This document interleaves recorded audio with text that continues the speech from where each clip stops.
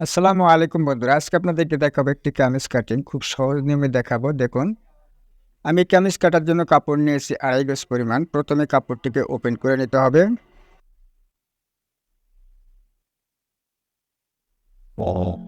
Open করে নেওয়ার পর কাপড়ের দুটি কোণা রয়েছে, দুটি কোণা এক করে নিয়ে কাপড়টিকে দুপাট করে নিতে হবে। এরপরে দেখুন, এই কাপড়টি কিন্তু আমার আড়াই হাতি পানা। এর জন্য আমি কাপড়টিকে আড়া করে নেব।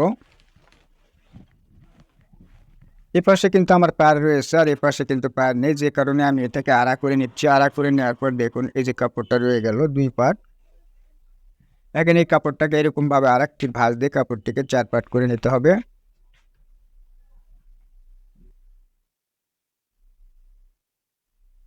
কাপড়টি হয়ে গেল ৪ পাট। দেখুন, ভাঁজ পাশটা আমার পাশে রাখছি এবং আমার সামনের সাইডটা খোলা রাখছি। এরকমভাবে আপনাকে ভাঁজ করে নিতে হবে। নেওয়ার পরে দেখুন, এখন আমাদের যা করতে হবে, নিচে থেকে সেলাইয়ের জন্য একটা মার্ক করে নিতে হবে। এখানে আমার পাড় রয়েছে, পাড় আমি পুরোটাই রাখবো, যার কারণে পাড়ে বাদ দিয়ে আমি একটু দাগ করে নিচ্ছি।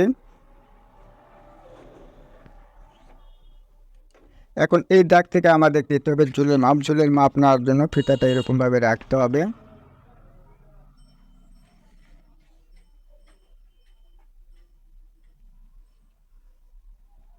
আমার এই কামিজের ঝুল রয়েছে ৪১ ইঞ্চি। আমি ৪১-এর মার্ক করে নিচ্ছি এবং সেলাই মার্কের জন্য আরও হাফ ইঞ্চি নিয়ে নিতে হবে। নিয়ে এখান থেকে একটা দাগ করে নিতে হবে।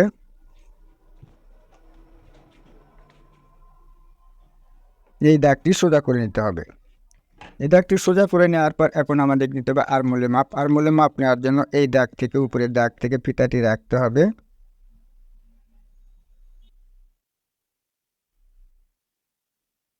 আমার এই কামিজের বডি রয়েছে ৩৮.৫ ইঞ্চি। ৩৮.৫ বডির জন্য আমি এখানে আরমোলের মাপ দেব ৫.৬ ইঞ্চিতে। এরপর নিতে হবে আমাদের হিপের মাপ। হিপের মাপ যেখান থেকে হবে সেখান থেকে কিন্তু ফাড়া হবে। এর জন্য আমি হিপের মাপ দেবো এখান থেকে ২০ ইঞ্চিতে। ২০ ইঞ্চিতে মাপ দিয়ে নেওয়ার পর এবং বডির যে মাপ রয়েছে এই দুটি মাপ অর্ধেক করে নিতে হবে। নিয়ে হয়ে গেল কোমরের মাপ। তাহলে কোমরের মাপটা কীভাবে নিতে হবে? বডির মাপ এবং হিপের মাপের মাঝখানে কোমরের মাপ হবে। এরপরেই ৩টি দাগ সমান করে নিতে হবে।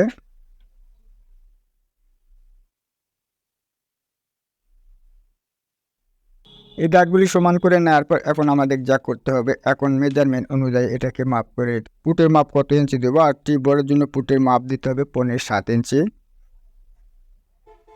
বডির মাপ, বডি যে মূল যে বডি থাকবে, বডিকে ৪ ভাগ করে ১ ভাগ করে দেবো। আর মূল বডি রয়েছে ৩৮.৫ ইঞ্চি। ৩৮.৫কে ৪ ভাগের ১ ভাগ কত হয়? ৯.৫, ১ পয়েন্ট।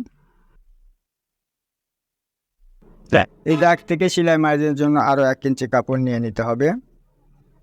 একইভাবে কোমরের মাপ যা থাকবে, মূল কোমর তাকে ৪ ভাগের ১ ভাগ করে নিতে হবে। আমার মূল কোমর রয়েছে ৩৩ ইঞ্চি। ৩৩কে ৪ ভাগ করলে হয় ১৬ ইঞ্চি। এখান থেকে ১৬ নিতে হবে।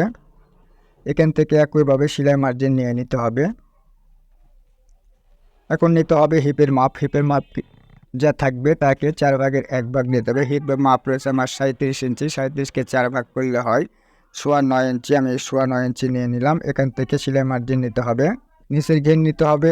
হিপ যতটুক দিয়েছেন আপনি ঠিক হিপের মাপ অনুযায়ী এটাকে করে নিতে হবে।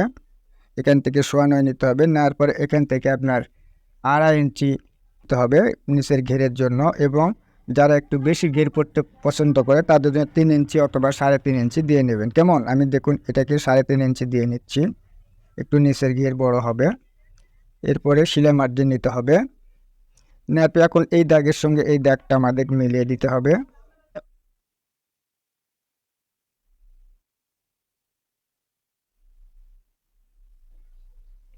এখন এই দাগগুলো সুন্দরভাবে মিলিয়ে নিতে হবে।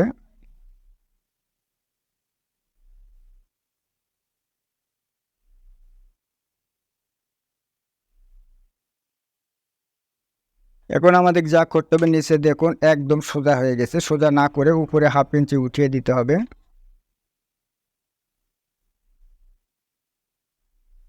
এরকমভাবে নিচের ঘের নেওয়ার পর এখন আমাদের যা করতে হবে, আরমোলের দাগটা করে নিতে হবে।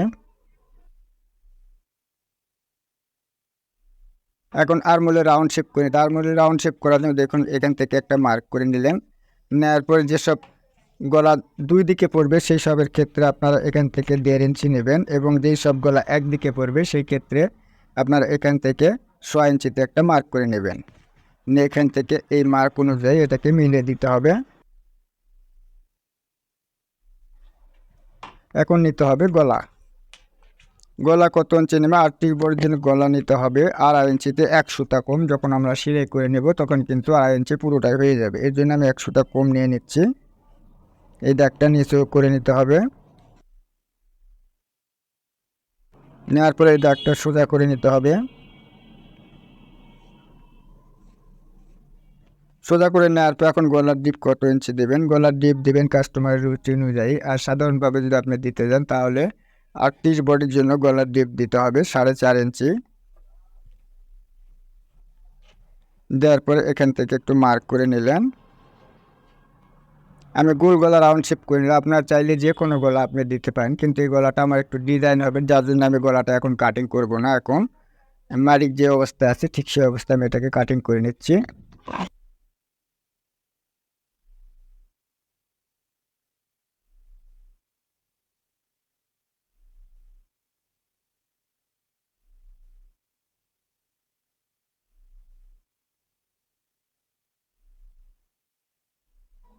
বন্ধুরা এরকমভাবে বডি পার্টটা কেটে নেবে। কেটে নেওয়ার পর এখন আমাদের হাতা কাটিং করতে হবে। হাতা কিন্তু একটু ডিজাইন হাতা হবে, যার জন্য হাতাটা আমি একটু পরে কাটিং করব।